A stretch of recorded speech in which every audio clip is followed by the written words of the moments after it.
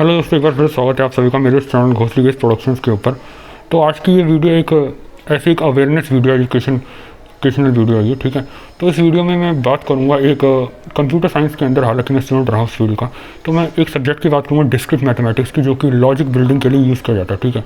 तो system engineers होते हैं कई बार, ठीक है, सिस्टम इंजीनियर्स भी काफ़ी ज़्यादा पढ़ते हैं इस चीज़ को, डिस्क्रीट मैथमेटिक्स के सब्जेक्ट को। फ्लटर फ्लो के अंदर हम एक तरीके से सिस्टम इंजीनियरिंग में सीख रहे हैं, ठीक है। तो अगर कोई थ्योरी के डीप में जाना चाहता है तो मैं बता दूं कि एक सब्जेक्ट है जिसे कहते हैं डिस्क्रीट मैथमेटिक्स, ठीक है।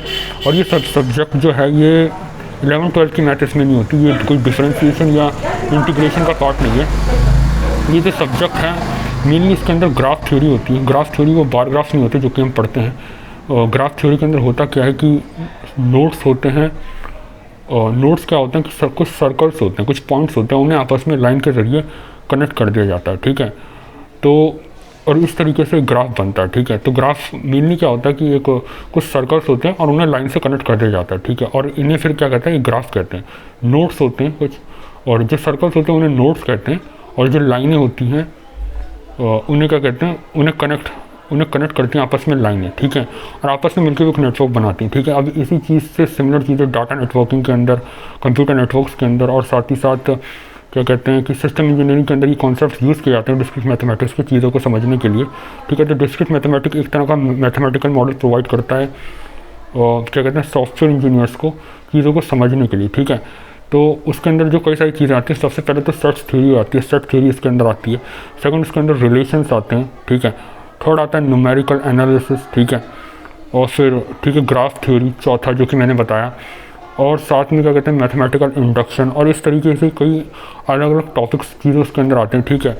और रिकरेंस रिलेशंस, इस तरह की चीज़ें उसके अंदर आती हैं, ठीक है। तो ये वो चीज़ है जिसके बारे में मैंने आपको बताया, ठीक है। तो इस सब्जेक्ट के अंदर मेनली क्या है कि कंप्यूटर सॉफ्टवेयर इंजीनियर्स को, सॉफ्टवेयर डेवलपर्स को सब्जेक्ट पढ़ाया जाता है। साथ ही साथ कुछ जो प्रोफेसर्स होते हैं कंप्यूटर साइंस के, उनके पास भी एक्सपर्टीज़ होती है इस सब्जेक्ट की। तो इस सब्जेक्ट में मेनली क्या कहते हैं, ये अलग ही मतलब सब्जेक्ट होता है। कुछ यूनिवर्सिटी लेवल के अंदर ही इसकी पढ़ाई होती है। 11th 12th +2 या 10th क्लास में इसकी मतलब कोई पढ़ाई इसकी नहीं होती। और ये मतलब ट्रेडिशनल मैथमेटिक्स से थोड़ा अलग होता है। इसके अंदर मेनली जो चीज़ है वो ग्राफ थ्योरी है, और ग्राफ थ्योरी एल्गोरिदम्स को डिज़ाइन करने में, बनाने में यूज़ होती है। ग्राफ थ्योरी के अंदर मैं पहले ही बता चुका हूँ कि असल में कई सारे नोट्स होते हैं, सर्कल्स बना दिए जाते हैं प्लेन पेपर में, और उन्हें आपस में एक लाइनों के जरिए कनेक्ट कर दिया जाता है, ठीक है। तो एक सर्कल को एक नोड कहा जाता है, ठीक है। तो रियल वर्ल्ड सिनेरियो में एक नोड एक कंप्यूटर हो सकता है, ठीक है, और आपस में वो दूसरे कंप्यूटर से कनेक्ट है, तो बीच में एक लाइन बन गई, ठीक है। तो इस तरीके से एक नेटवर्क बन जाता है। तो कंप्यूटर नेटवर्क के अंदर भी इसी ग्राफ थ्योरी के कॉन्सेप्ट का यूज़ करा जाता है, ठीक है। और ऐसे कई सारी चीज़ें और हैं। थ्योरी ऑफ कंप्यूटेशन भी एक सब्जेक्ट है, ठीक है, जो कि ड्राइव आउट होता है आगे, ठीक है। तो ये एक वीडियो मैंने बना दी थी, एक कहते हैं ऐसे ही जनरल पर्पस अवेयरनेस के लिए, ठीक है। तो वीडियो देखने के लिए थैंक्स। तब तक चैनल को सब्सक्राइब करना, वीडियो को लाइक करना, शेयर करना।